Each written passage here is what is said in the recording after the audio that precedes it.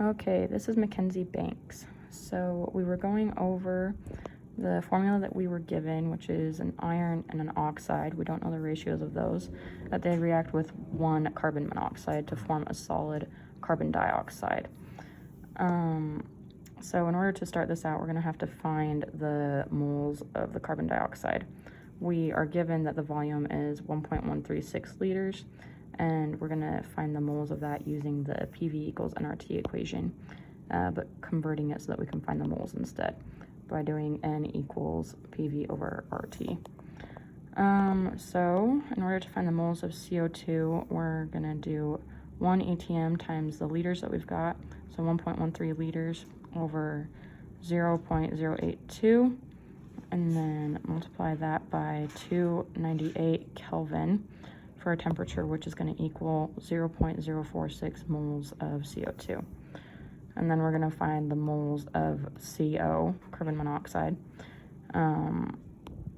which is the same, 0.046 moles of CO. Then we have to first find the mass of CO, and we're going to do that by doing the moles of carbon monoxide times the grams, which is 28.01 over 1 mole. It's going to equal 1.3 grams of carbon monoxide.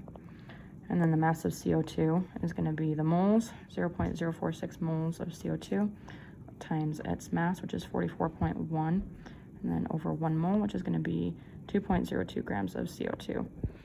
And then according to the law of concentration of mass over the mass of reactants equals the mass of the product. So the mass of iron is going to be 2.66 grams plus 1.3 grams, which is the grams of CO, minus 2.02 grams of CO2, and that's going to equal 1.94 grams of iron. And moving on to B, we have to find the number of moles first. So we're going to take the grams of iron, which is 1.94 grams of iron, times by 1 mole over grams of Fe. And it's Fe2. It's going to be 55.84 grams, equals 0.034 moles of iron. And then the moles of iron to the moles of oxygen ratio, the stoichiometric ratio, it's going to be 0.034 over 0.34 moles of iron to the moles of oxygen, 0.046 over the moles of iron, which is 0.034. And then it's going to give us a 1 to 1.35 ratio. But in order to make them even, we're going to multiply them both by 3. So that we get a nice round number. So a 3 to 4 ratio is going to be, so iron is going to be 3 and then 4 oxygen. And then moving on to C, we have to find the density. So density is mass over volume, and we're given the edge length of 839 picometers, but we're going to convert that to centimeters. So it's going to be 839 times 10 to the negative 10 centimeters. And so then in order to do that, we're going to find the volume, which is the centimeters cubed. So it's going to be 5.9 times 10 to the negative 22 centimeters cubed. And then the mass of the unit cell is going to be 5.20 grams over centimeters cubed times 5.9 times 10 to the negative 22 centimeters cubed, which is going to give us 3.068 times 10 to the negative 21 grams.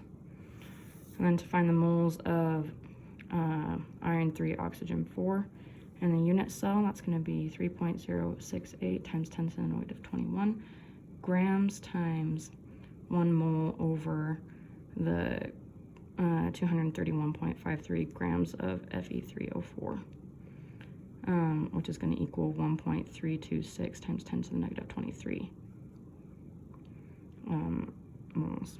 Yeah. And then the number of atoms is going to be iron 3O4 in a unit cell.